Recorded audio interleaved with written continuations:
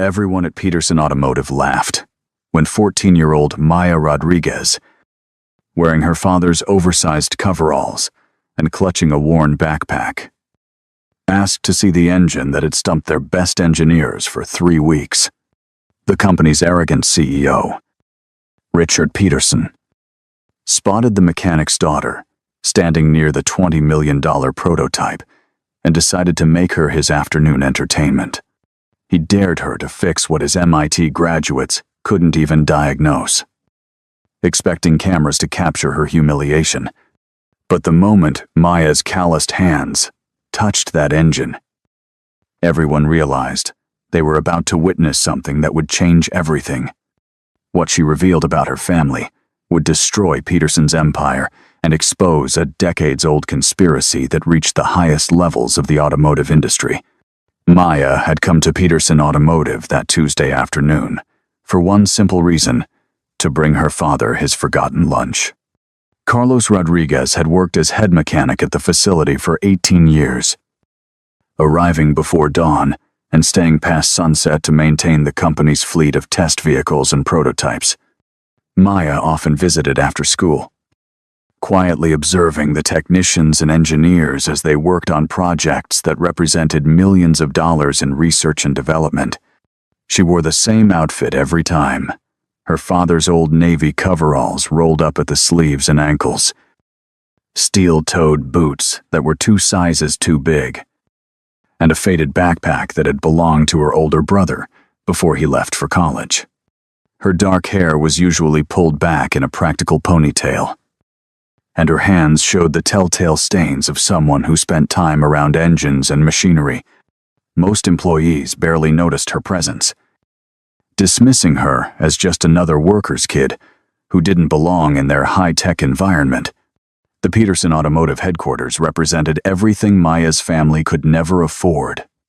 The executive offices featured floor-to-ceiling windows, imported marble floors, and conference rooms equipped with holographic displays and advanced computer systems. Employees wore expensive suits and carried the latest tablets and smartphones, discussing projects worth more money than Maya's neighborhood saw in a decade. The contrast between her modest appearance and the corporate luxury couldn't have been more stark. She moved through the facility like a ghost, her worn clothing and quiet demeanor making her practically invisible to the executives and engineers who dominated the space. Yet Maya observed everything with sharp intelligence, her dark eyes taking in technical details that most visitors would never notice or understand. The engine that had become Peterson Automotive's nightmare sat in the center of the main research bay, surrounded by diagnostic equipment worth more than most people's houses. For 3 weeks, the company's most talented engineers had struggled to understand why the revolutionary hybrid prototype refused to start, despite passing every individual system test. The engine represented 5 years of development and $200 million in investment, designed to revolutionize fuel efficiency and reduce emissions beyond anything currently available. Richard Peterson himself had invested his personal reputation in the project, promising investors and media that this technology would establish Peterson Automotive as the industry leader for the next generation. The failure to solve this seemingly simple problem had cost the company millions of dollars in delays and threatened to derail Peterson's carefully planned public offering. Richard Peterson embodied everything people love to hate about corporate executives. At 52, he wore handmade Italian suits that cost more than Maya's father earned in 2 months, and his platinum watch gleamed under the facility's bright lights. He had inherited Peterson Automotive from his father, but constantly reminded employees that he had expanded the company beyond the old man's limited vision. Peterson took pride in hiring only graduates from prestigious universities, often mentioning his MIT and Stanford recruits during board meetings and investor calls. He viewed the company's blue-collar workers as necessary but replaceable, rarely learning their names and never acknowledging their contributions to the company's success. His office walls displayed photographs of himself with politicians, celebrities, and other executives, along with awards that highlighted his business achievements rather than any technical expertise. That afternoon, Peterson was conducting an impromptu tour for potential investors, men and women whose financial backing could secure the company's future expansion plans. He had planned to show them the revolutionary engine in operation, demonstrating the technology that would justify their significant investments. Instead, he found himself explaining why his expensive team of experts couldn't solve what should have been a routine technical problem. The investors listened politely, but Peterson could see their confidence wavering with each passing minute. He needed a dramatic gesture to restore their faith in his leadership and technical capabilities. When he spotted Maya standing near the engine bay, quietly studying the diagnostic displays with obvious interest, inspiration struck him with cruel clarity. Well, what do we have here?" Peterson announced loudly, his voice carrying across the research bay and drawing attention from engineers, technicians, and investors alike. "Looks like Carlos forgot to pick up his daughter again. Honey, this isn't a playground. These machines are worth more money than your family will see in a lifetime." The investors chuckled nervously, unsure whether Peterson's comment was meant to be funny or simply dismissive. Maya turned slowly, her dark eyes meeting Peterson's gaze without flinching or showing embarrassment. She held her ground, despite being surrounded by adults who clearly viewed her as an unwelcome intrusion in their professional environment. "Actually, see you.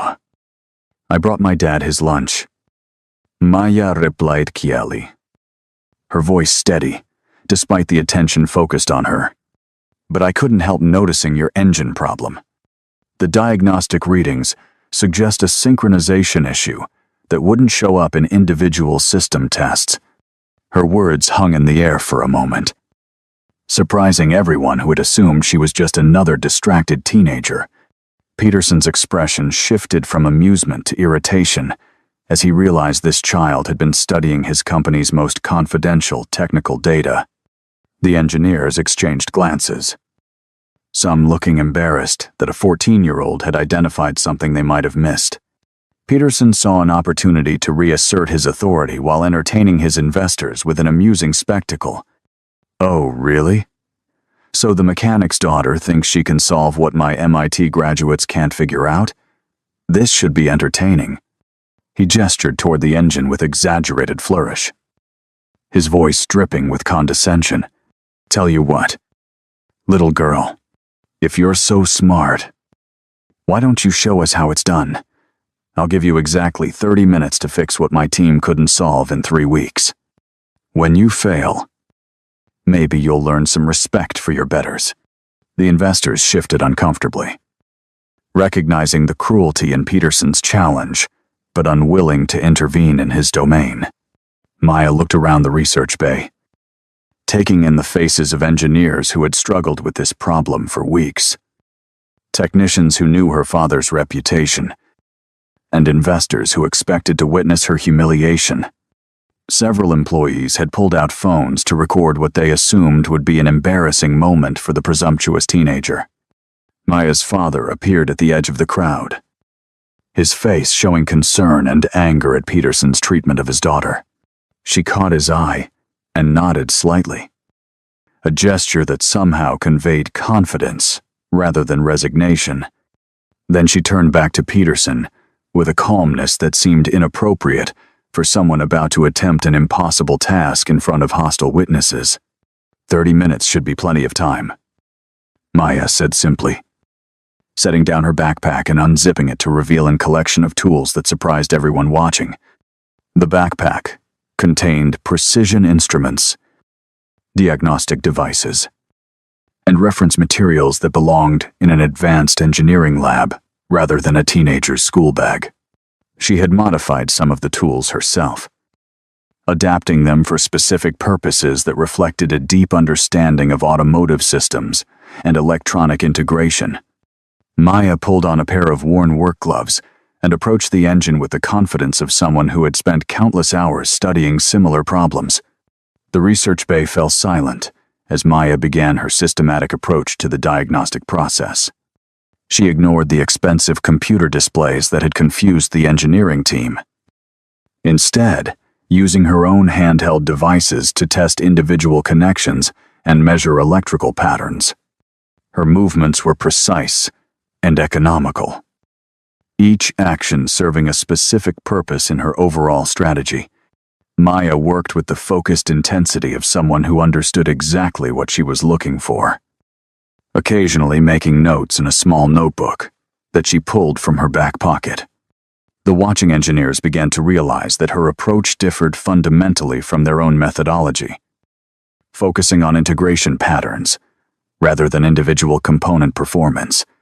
Within 10 minutes, Maya had identified the root cause of the synchronization problem, a software conflict between the engine management system and the hybrid battery controller that only manifested when both systems attempted to initialize simultaneously.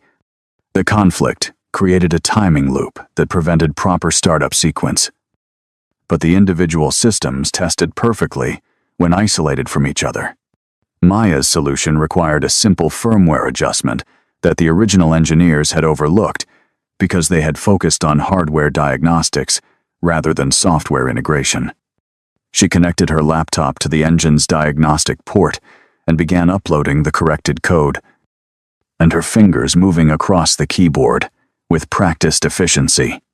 The engine came to life with a smooth, quiet hum that filled the research bay with the sound of success.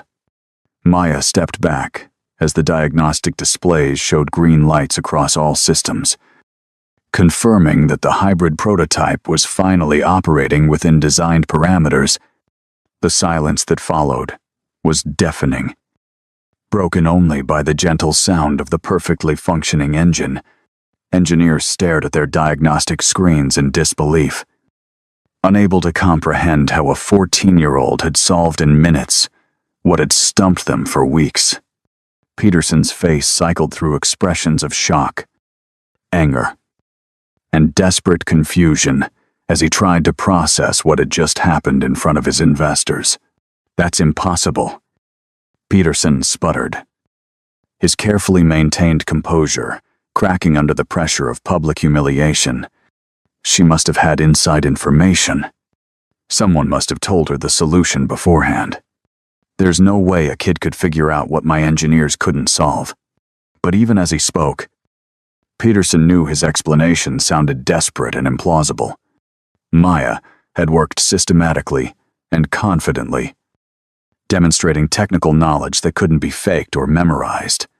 The investors watched his meltdown with growing concern, recognizing that their potential business partner was struggling to maintain professional credibility.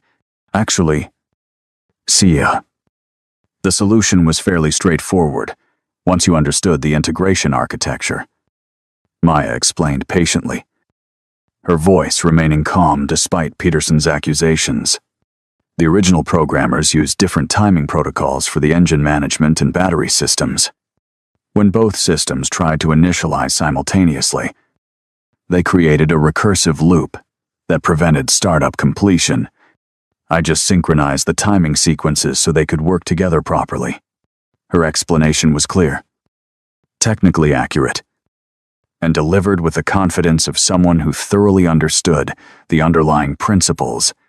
One of Peterson's senior engineers, a man named David Kim, who had led the diagnostic effort for 3 weeks, stepped forward with obvious curiosity. "Where did you learn about hybrid integration architecture? That's graduate-level automotive engineering. And most university programs don't cover the specific protocols we use in our proprietary systems." His question wasn't accusatory like Peterson's had been, but genuinely interested in understanding how Maya had acquired such specialized knowledge. Other engineers nodded, recognizing that her solution demonstrated expertise that typically required years of advanced education and practical experience.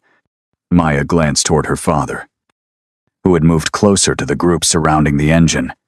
Carlos Rodriguez looked proud, but also worried, as if he knew that his daughter's demonstration of technical expertise would lead to questions he wasn't prepared to answer. Maya took a deep breath before responding, understanding that her next words would change everything for her family. "My grandfather taught me," she said simply.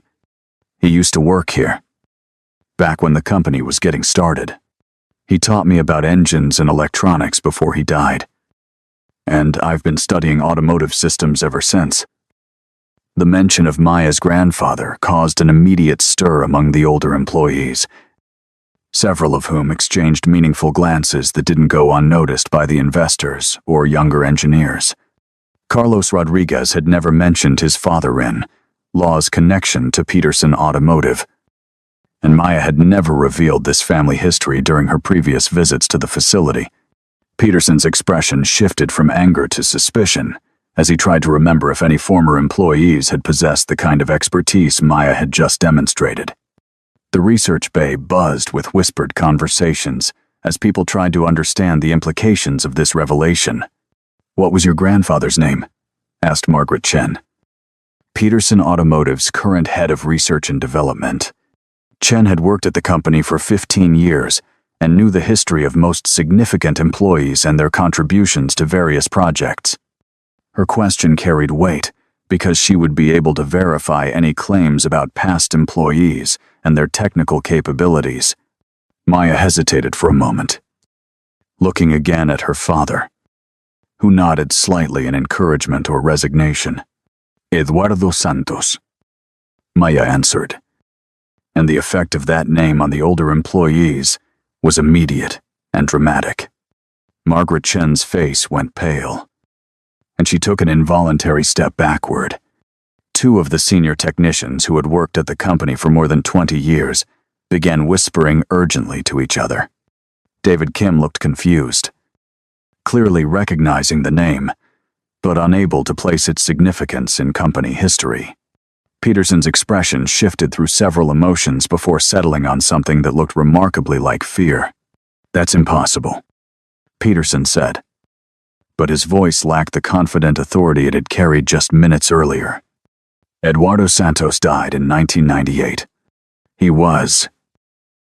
Peterson stopped talking abruptly, as if he had realized he was about to reveal information he preferred to keep private.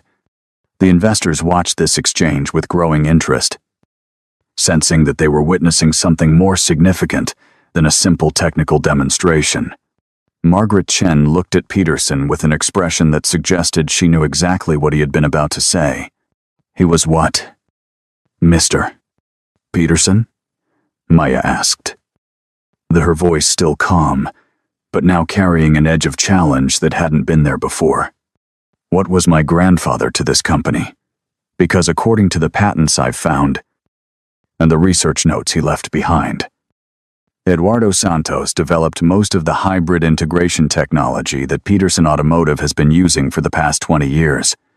The same technology that just made this engine work." Maya's words hit the research bay like a bomb, causing an explosion of shocked murmurs and urgent conversations among the employees and investors. Margaret Chen found her voice first, her professional composure cracking under the weight of long-buried knowledge.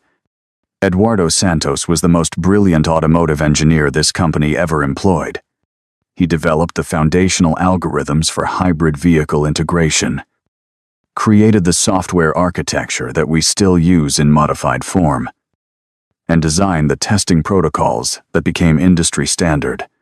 But he died in a car accident in 1998, just months before his research was scheduled to be patented and published.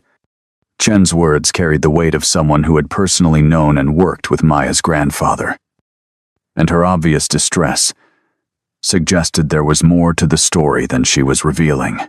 "What Margaret isn't telling you," said a voice from near the research bay entrance, "is that Eduardo Santos didn't die in any accident." Everyone turned to see Carlos Rodriguez stepping forward, his usual quiet demeanor replaced by something harder and more determined. My father-in-law was killed because he discovered that someone was planning to steal his research and claim credit for his innovations. He had evidence that certain executives were preparing to patent his work under their own names and exclude him from the financial benefits of his discoveries. Carlos had never spoken about his family history at Peterson Automotive. But now his anger and grief were visible to everyone in the room. Peterson's face flushed red as he realized the direction this conversation was heading. Carlos, you don't know what you're talking about. Eduardo's death was a tragic accident, and this company has always honored his contributions to our research and development efforts. But Peterson's denial rang hollow, especially when several of the older employees began shaking their heads in disagreement. The investors watched this drama unfold with fascination, recognizing that they were witnessing the exposure of a corporate cover-up that could have serious legal and financial implications. Maya reached into her backpack and pulled out a thick folder filled with documents, photographs, and technical drawings. Actually, Mr. Peterson, I know exactly what happened to my grandfather. He kept detailed records of his work, including copies of all his research notes, correspondence with company executives, and evidence of the patent applications that were filed after his death. Maya opened the folder and began distributing copies of documents to the engineers, investors, and her father. These patents, filed 6 months after my grandfather's death, contain his exact algorithms, his specific technical innovations, and even his personal notes and comments. But his name appears nowhere on the official patent documents. The research bay erupted in chaos as people examined the documents Maya had provided. Engineers recognized algorithms they had been using for years, seeing them now identified as Eduardo Santos's original work, rather than company-developed innovations. Margaret Chen stared at research notes, written in Eduardo's distinctive handwriting. Notes that she remembered seeing during her early years at the company. The investors huddled together, rapidly calculating the potential legal and financial implications of what appeared to be systematic intellectual property theft spanning more than 2 decades.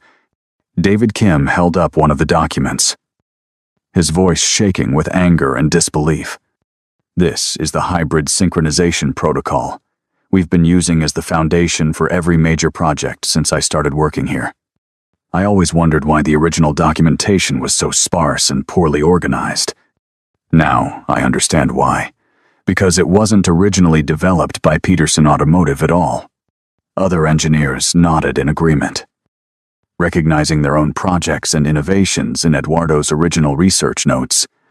The scope of the intellectual property theft was becoming clear, and the implications were staggering. Peterson's attempts to regain control of the situation were becoming increasingly desperate. Even if Eduardo Santos did contribute to our early research, that work was done as a company employee. Peterson Automotive owned the rights to any innovations developed by our staff during their employment. This is standard practice throughout the industry, and perfectly legal.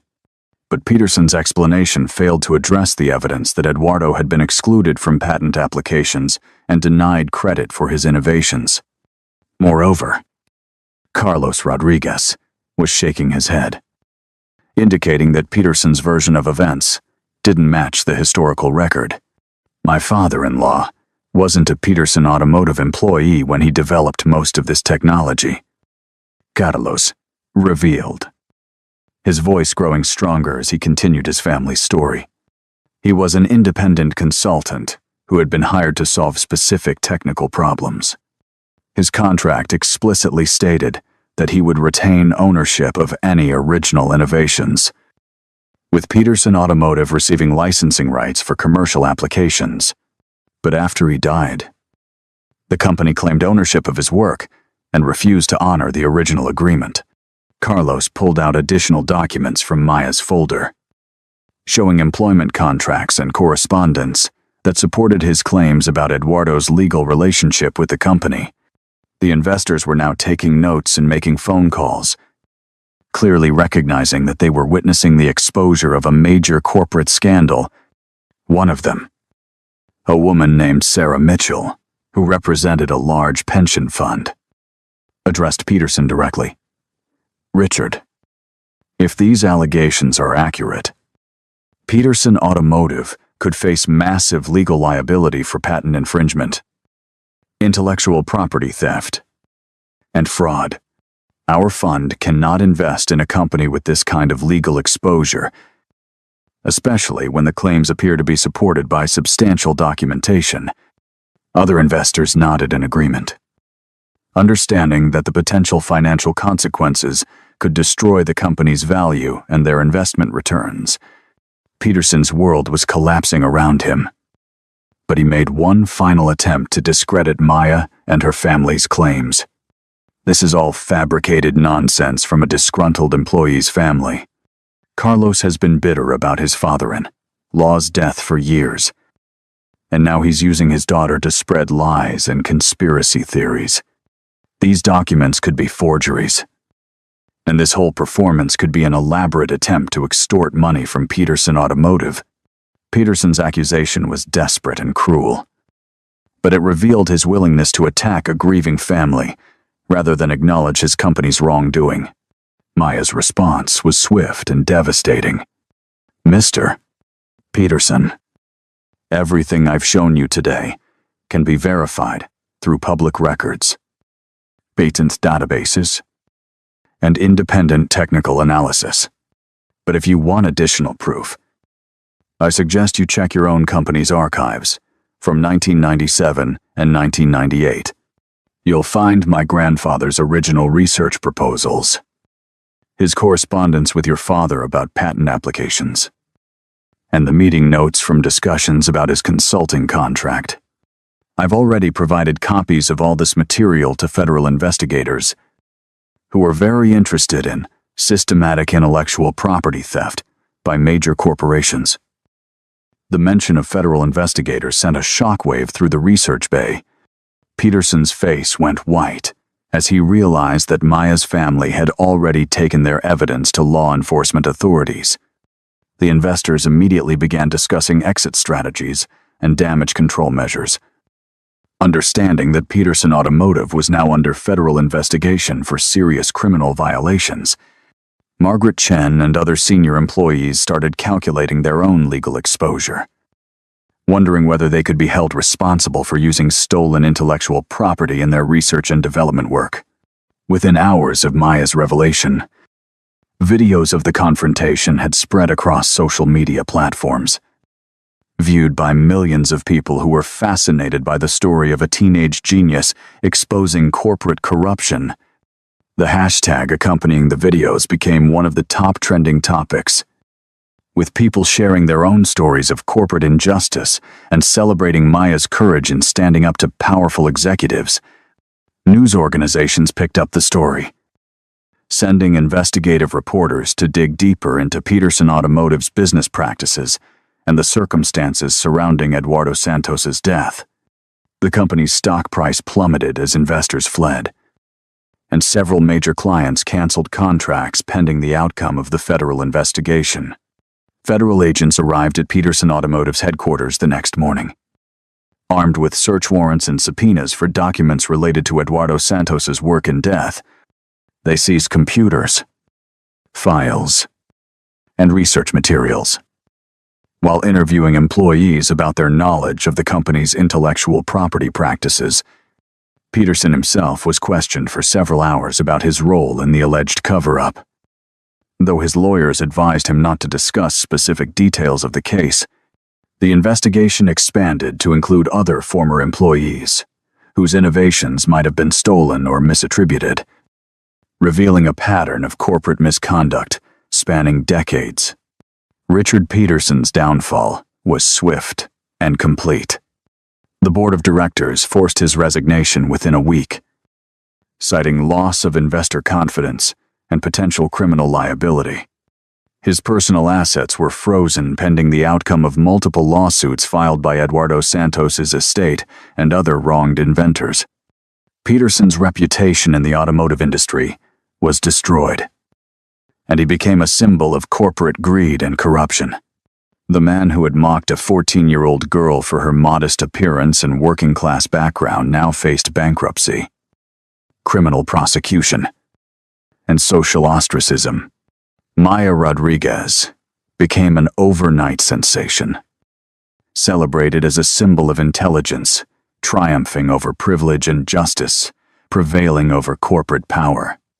She received scholarship offers from top universities, internship opportunities with major technology companies, and speaking invitations from organizations promoting education and innovation. But Maya remained grounded in her values and committed to her family, using her newfound platform to advocate for recognition of overlooked talent in working-class communities. She established a foundation to support young people interested in engineering and technology, ensuring that financial circumstances wouldn't prevent talented individuals from pursuing their dreams. The Peterson Automotive Company was eventually sold to a competitor, but not before paying substantial settlements to the families of inventors whose work had been stolen over the years. Eduardo Santos was posthumously recognized as one of the most important automotive engineers of his generation, with several universities establishing research centers in his name. Maya's father, Carlos, was promoted to head of technical operations at the new company, finally receiving the recognition his expertise deserved after years of being overlooked by previous management. Maya's story inspired legislative changes designed to protect independent inventors and consultants from corporate intellectual property theft. New laws required companies to maintain detailed records of all research contributions and to provide clear documentation of intellectual property ownership. Educational programs were established to help working-class students access advanced technical training, and major corporations committed to actively recruiting talent from diverse backgrounds, rather than limiting their hiring to prestigious universities. The transformation that began with a 14-year-old girl fixing an impossible engine ultimately changed an entire industry's approach to innovation and recognition. Maya proved that genius can emerge from the most unexpected places, and that justice sometimes arrives through the courage of those who refuse to be intimidated by wealth and power. Her grandfather's legacy was finally honored. Her family's suffering was acknowledged, and systematic change began that would benefit countless future inventors and innovators. The girl who had been dismissed as just another mechanic's daughter became a catalyst for reform that extended far beyond the automotive industry, inspiring people around the world to question assumptions about talent, merit, and opportunity.